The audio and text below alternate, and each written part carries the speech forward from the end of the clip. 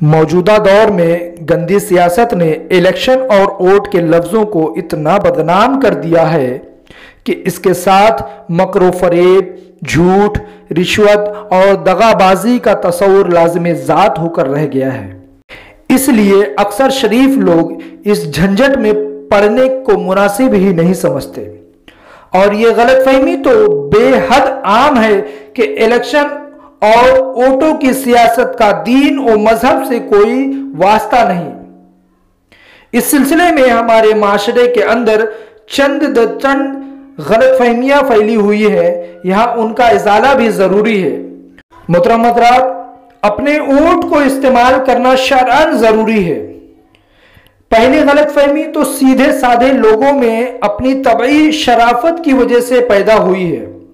اس کا منشا اتنا برا نہیں، لیکن نتائج بہت ہی برے ہیں۔ وہ غلط فہمی یہ ہے کہ آج کی اس سیاست مکر و فریب کا دوسرا نام بن چکی ہے۔ اس لیے شریف آدمی کو نہ سیاست میں کوئی حصہ لینا چاہیے، نہ الیکشن میں کھڑا ہونا چاہیے، اور نہ ووٹ ڈالنے کے خدشے میں پڑنا چاہیے۔ یہ غلط فہمی خواہ کتنی نیک نیتی کے ساتھ پیدا ہوئی ہو، لیکن بہرحال غلط اور ملک و ملت کے لیے سخت مضر ہے۔ ماضی میں ہماری سیاست بلا شبہ مفاد پرست لوگوں کے ہاتھوں گندگی کا ایک تالاب بن چکی ہے، لیکن جب تک کچھ صاف ستھرے لوگ اسے پاک کرنے کے لیے آگے نہیں بڑھیں گے، اس گندگی میں اضافہ ہی ہوتا چلا جائے گا، اور پھر ایک نہ ایک دن یہ نجاست خود ان کے گھروں تک پہنچ جائے گی۔ لہذا عقل مندی اور شرافت کا تقاضا یہ نہیں کہ سیاست کی اس گندگی کو دور دور سے برا کہا جاتا رہے، بلکہ عقل مندی کا تقاضا یہ ہے کہ سیاست کے میدان کو ان لوگوں کے ہاتھ سے چھیننے کی پوری کوشش کی جائے جو مسلسل اسے گندا کر رہے ہیں۔ حضرت ابو بکر صدیق رضی اللہ تعالیٰ عنہ سے روایت ہے کہ حضور اکرم صلی اللہ علیہ وسلم نے ارشاد فرمایا، اگر لوگ ظالم کو دیکھ کر اس کا ہاتھ نہ پکڑیں تو پھر کچھ بعید نہیں کہ اللہ تعالیٰ ان سب پر اپنا عذاب عام نازل فرما دے۔ اگر آپ کھلی آنکھوں دیکھ رہے ہیں کہ ظلم ہو رہا ہے اور انتخابات میں سرگرم حصہ لے کر ظلم کو کسی نہ کسی درجے میں مٹانا آپ کی قدرت میں ہے، تو اس حدیث کے روح سے آپ کا فرض ہے کہ خاموش بیٹھنے کے بجائے ظالم کا ہاتھ پکڑ کر اس ظلم کو روکنے کی بھرپور کوشش کریں۔ محترم حضرات، بہت سے دیندار لوگ سمجھتے ہیں کہ اگر ہم اپنا ووٹ استعمال نہیں کریں گے تو اس سے کیا نقصان ہوگا، لیکن سنیں کہ سرکار دو عالم صلی اللہ علیہ وسلم نے ارشاد فرمایا ہے، جس شخص کے سامنے کسی مومن کو ذلیل کیا جا رہا ہو اور وہ اس کی مدد کرنے پر قدرت رکھنے کے باوجود مدد نہ کرے تو اللہ تعالیٰ اسے قیامت کے دن برسر عالم اسے رسوا کرے گا۔ محترم حضرات، ووٹ نہ دینا حرام ہے۔ شرعی نقطۂ نظر سے ووٹ کی حیثیت شہادت اور گواہی کی سی ہے، اور جس طرح جھوٹی گواہی دینا ناجائز اور حرام ہے، اسی طرح ضرورت کے موقع پر شہادت کو چھپانا بھی حرام ہے۔ قرآن شریف میں ہے، جس کا مفہوم میں آپ کو بیان کرتا ہوں، اور تم گواہی کو نہ چھپاؤ، اور جو شخص گواہی چھپائے اس کا دل گنہگار ہے۔ حضرت ابو موسیٰ اشعری رضی اللہ تعالیٰ عنہ سے روایت ہے کہ حضور اکرم صلی اللہ علیہ وسلم نے ارشاد فرمایا ہے، جس کسی شخص کو شہادت کے لیے بلایا جائے پھر وہ اسے چھپائے تو وہ ایسا ہے جیسے جھوٹی گواہی دینے والا۔ اسلام نے اس بات کو پسند کیا کہ کسی کے مطالبہ کرنے سے پہلے ہی انسان اپنا یہ فریضہ ادا کر دے اور اس میں کسی کے دعوت و ترغیب کا انتظار نہ کرے۔ حضرت زید بن خالد رضی اللہ تعالی عنہ سے روایت ہے کہ حضور اکرم صلی اللہ علیہ وسلم نے ارشاد فرمایا، क्या मैं तुम्हें ना बताऊं कि बेहतरीन गवाह कौन है? वो शख्स है जो अपनी गवाही किसी के मुतालबा करने से पहले ही अदा कर दे। ओट भी बिलाशुबहा एक शहादत है। कुरान और सुन्नत के ये तमाम अहकाम इस पर भी जारी होते हैं। लिहाजा ओट को महफूज रखना दीनदारी का तकाजा नहीं है। इसका ज्यादा से ज्यादा सही इस्तेमाल करना हर मुसलमान का फर्ज है। यूं भी सोचने की बात है कि अगर शरीफ, दीनदार और मुतदिल मिजाज के लोग इंतखाबात के तमाम मामलात से बिल्कुल एकसो होकर बैठ जाएं, तो इसका मतलब इसके सिवा और क्या हो सकता है कि वो पूरा मैदान शरीरों, फितना परवाजों और बेदीनदारों के हाथ में सौंप रहे हैं। ऐसी सूरत में कभी भी ये तवक्को नहीं की जा सकती कि हुकूमत नेक और अहलियत रखने वाले अफराद के हाथ में आए। अगर दीनदार सियासत से इतनी बेताल्लुक होकर रह जाए तो फिर उन्हें मुल्क के दीनी और इखलाकी तबाही का शिकवा करने का भी कोई हक नहीं पहुंचता, क्योंकि इसके जिम्मेदार वो खुद होंगे और उनके एहकाम का सारा अजाब और सवाब उन्हीं के गर्दन पर होगा और खुद उनके आने वाली नस्लें इस शर और फसाद से किसी तरह महफूज नहीं रह सकती, जिस पर बंद मानने की उन्हें सख्त से सख्त जरूरत थी। मोहतरम हज़रात, इंतखाबात खालिस दुनियावी मामला नहीं है। इंतखाबात के सिलसिले में एक दूसरी गलत फहमी पहले से ज्यादा संगीन है।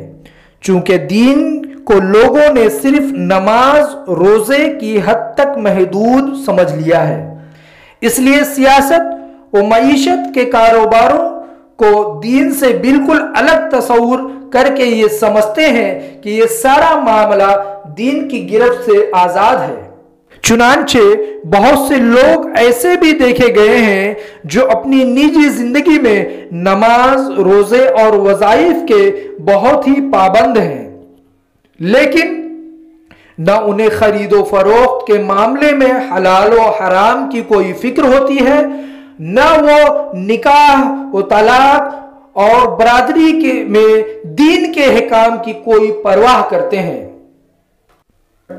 ऐसे लोग इंतखाबात को भी एक खालिस दुनवी मामला समझकर इसमें मुख्तलिफ किस्म की बदउनवानियों को गवारा कर लेते हैं और ये नहीं समझते कि इनसे कोई गुनाह सरजद हुआ है। चुनांचे बहुत से लोग अपना वोट अपने दयानतदाराना राय के बजाय महज जाती ताल्लुकात के बुनियाद पर किसी नाअहल को दे देते हैं, हालांकि वो दिल में खूब जानते हैं कि जिस शख्स को वोट दिया जा रहा है वो इसका अहल नहीं है या उसके मुकाबले में कोई दूसरा शख्स उसका ज्यादा हकदार है, लेकिन सिर्फ दोस्ती के ताल्लुक, बरादरी के रिश्ते या जाहिरी लिहाज और मुरव्वत से मुतासिर होकर वो अपने वोट को गलत जगह इस्तेमाल कर लेते हैं और कभी ख्याल में भी नहीं आता कि शरई और दीनी लिहाज से उन्होंने कितने बड़े जुर्म का इर्तिकाब किया है। जैसा कि हमने इससे पहले बयान किया है कि वोट एक शहादत है। शहादत के बारे में कुरान शरीफ में है, जिसका मफहूम है, और जब कोई बात कहो तो इंसाफ करो, ख्वाह वो शख्स जिसके खिलाफ बात की जा रही है तुम्हारा कराबतदार ही क्यों ना हो। लिहाजा जब किसी शख्स के बारे में ज़मीर और दयानत का फैसला ये हो कि जिस शख्स को वोट दे रहे हो वो वोट का मुस्तहिक नहीं है या कोई दूसरा शख्स उसके मुकाबले में ज्यादा अहलियत रखता है, तो उस वक्त महज जाती ताल्लुकात के बिना पर उसे वोट दे देना झूठी गवाही है। और कुरान शरीफ में झूठी गवाही की मुजम्मत इतनी शिद्दत के साथ की गई है कि उसे बुत परस्ती के साथ जिक्र फरमाया गया है। कुरान शरीफ का मफहूम यह है, बस तुम परहेज करो बुतों की निजासत से और परहेज करो झूठी بات کہنے سے۔ اور حدیث شریف میں سرکار دو عالم صلی اللہ علیہ وسلم نے متعدد موقع پر جھوٹی گواہی کو اکبر الکبائر میں شمار کر کے اس پر سخت وعید ارشاد فرمائی ہے۔ حضرت ابوبکر صدیق رضی اللہ تعالیٰ عنہ فرماتے ہیں کہ ایک مرتبہ حضرت صلی اللہ علیہ وسلم نے فرمایا کہ کیا میں اکبر الکبائر بڑے بڑے گناہ نہ بتاؤں؟ اللہ کے ساتھ کسی کو شریک ٹھہرانا اور والدین کی نافرمانی کرنا، اور خوب اچھی طرح سنو، جھوٹی گواہی، جھوٹی بات۔ حضرت ابوبکر صدیق رضی اللہ تعالیٰ عنہ فرماتے ہیں کہ حضرت صلی اللہ علیہ وسلم تکیہ لگائے ہوئے بیٹھے تھے، جب جھوٹی گواہی کا ذکر آیا تو اٹھ کر بیٹھ گئے اور جھوٹی گواہی کا لفظ بار بار ارشاد فرماتے رہے۔ محترم حضرات، یہ وعیدیں تو صرف اونٹ کے اس غلط استعمال پر صادق آتی ہیں جو محض ذاتی تعلقات کی بنیاد پر دیے گئے ہوں، اور روپے پیسے لے کر کسی نااہل کو ووٹ دینے میں جھوٹی گواہی کے علاوہ رشوت کا عظیم گناہ بھی ہے۔ لہذا ووٹ ڈالنے کے مسئلے کو ہرگز یوں نہ سمجھا جائے کہ یہ ایک خالص دنیوی مسئلہ ہے،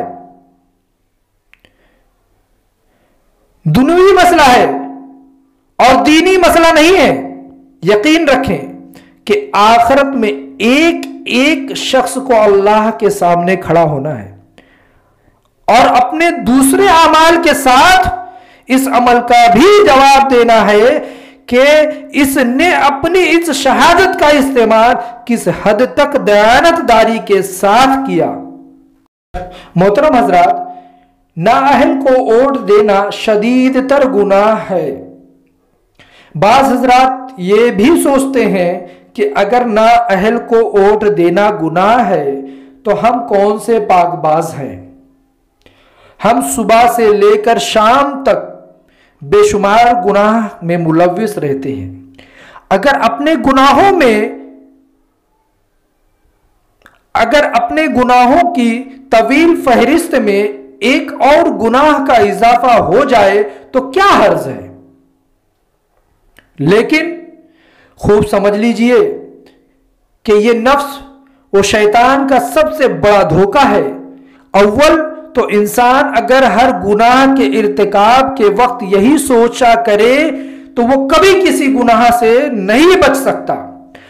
اگر کوئی شخص تھوڑی سی گندگی میں ملوث ہو جائے تو اس کو اس سے پاک ہونے کی فکر کرنی چاہیے، نہ کہ وہ غلاظت کے تالاب میں ہی چھلانگ لگا دے۔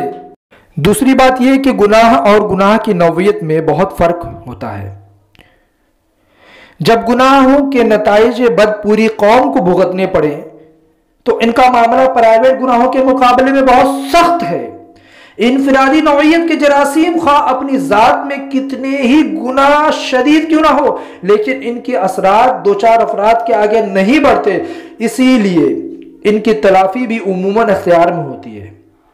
ان سے توبہ و استغفار کر لینا بھی آسان ہے اور ان کے معاملہ معافی بھی آسان ہوتی ہے، اور جس کے برخلاف جس گناہ کا برا نتیجہ پوری ملک اور قوم نے بھگتا ہو اس کی تلافی کی کوئی صورت نہیں ہوتی۔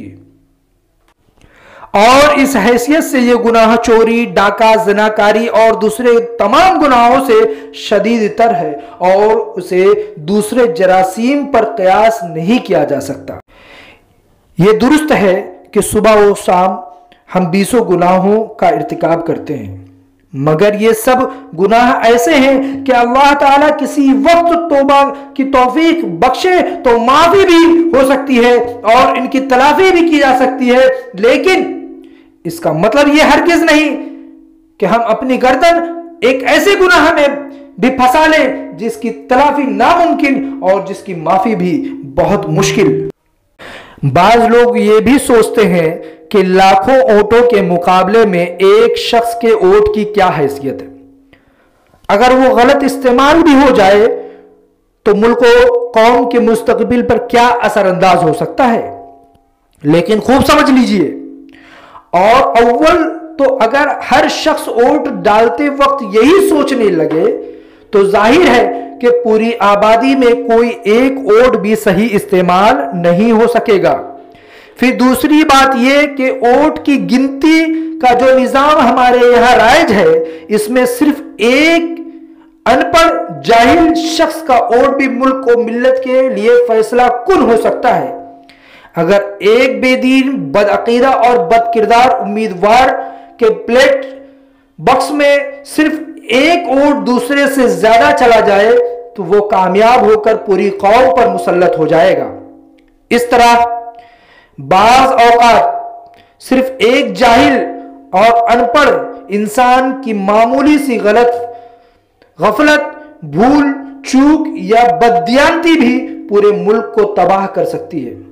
اس لیے مروجہ نظام میں ایک ووٹ کی قیمت ہے اور یہ ہر فرد کا شرعی، اخلاقی، قومی اور ملی فریضہ ہے کہ وہ اپنے ووٹ کو اتنی ہی توجہ اور اہمیت کے ساتھ استعمال کرے جس کا واقع مستحق ہو۔